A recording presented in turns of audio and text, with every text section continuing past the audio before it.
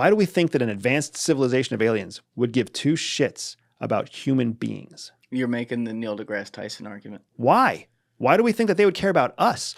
We're inferior because they're super advanced and civilized, right?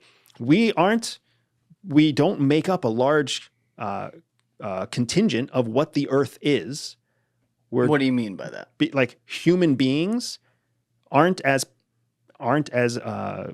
prevalent as, say, trees or water or oxygen or nitrogen. We're way smarter and way more interesting. Not to them. Why do we think we're interesting to them? What makes you think that you're more fucking interesting than a dolphin to an alien? Well, let me ask you this. Because we make cities? If we were able to fly over... Ants make cities. If we were able to fly over a world back 6,000 years ago with pre-Babylon, pre-Egypt or whatever, and see these ancient civilizations, you don't think that our current society, if we had the ability to do that, would be interested in those people who are, in most degrees, completely not advanced to us? I think that there might be an interest, but does that mean that's what you went for?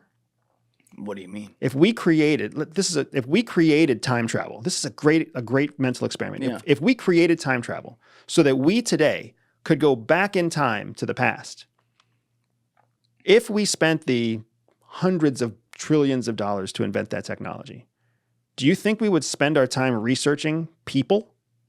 Or do you think we would spend our time and money mining resources or planting seeds that we would then cultivate, in the future? We would find some way to make something much more valuable than fucking watching people. But that's... Anthropology and tracking people, look, biology is one of the least funded sciences in the world right now. People just don't care about temporary living creatures. Zoologists know that. That's why they struggle all the time to get funding. Anthropologists know that. That's why they all end up as waitresses, right? People don't care about... There is no value in understanding a civilization or a human being or the biology of a human being or how they all interact. There's no scalable value there if you're going to take on the expense of launching some sort of widespread mission or campaign or operation to explore something new.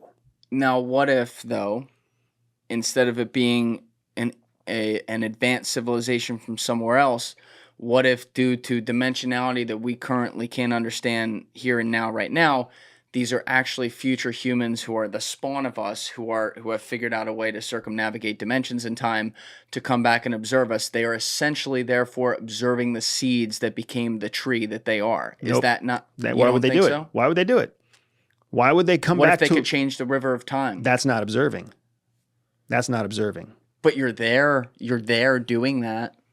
It's not that you're observing, but that's why we see them, because they're here trying to do that. But you're interfering. That's a possible what if. It could be some future version of us that's coming back and meddling in the past to create a future scenario or an alternate timeline or whatever else. Absolutely. All of those things could happen. If anything, one of the results that has been very consistent in the research that I've done with the Skinwalker Ranch folks is that there is a question of time.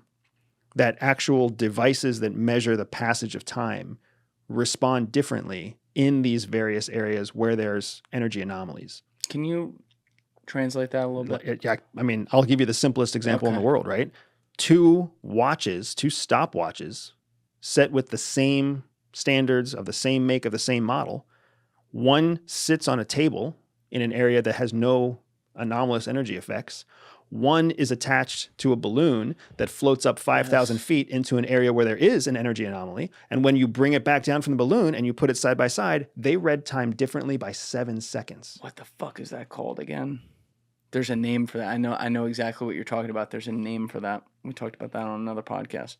I see what you're saying. So if that can happen in a 3-acre area of space by being 5,000 feet different, to be 7 seconds different, the only place where we've measured that kind of time lapse is the difference between being on Earth and being in space moving at speed.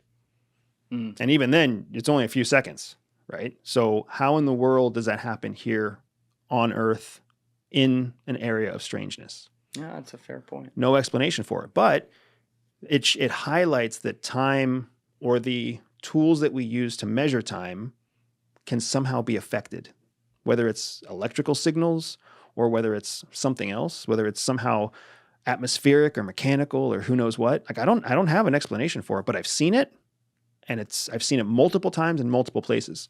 So again, if I was the CEO of a company that developed a time machine, and I had the chance in the future to go back in time, all I would think about as a human being is, how do I make this successful politically, economically, financially? There'd be some justification other than, I really want to go back and observe human beings. I really want to go back and observe dinosaurs. No, I want to go back and I want to, I want to identify an area where there's massive coal reserves that I know are going to turn into massive diamond reserves by right now. Which in the defense of what we're discussing right now, we're talking about the same ends but via different means, potentially.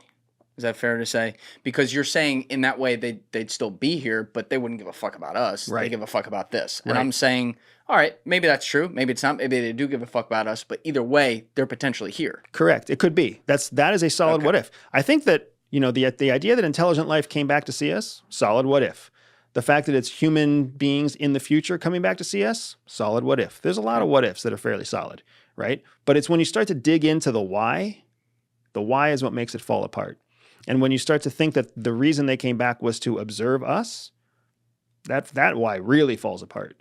Because if you're an alien civilization and you're exploring the universe, what's so interesting about human beings? Not that much. What's interesting about the planet as a potential resource pool to allow you to continue to expand your expansion across the universe? Much more viable. So fresh on me. Freedom.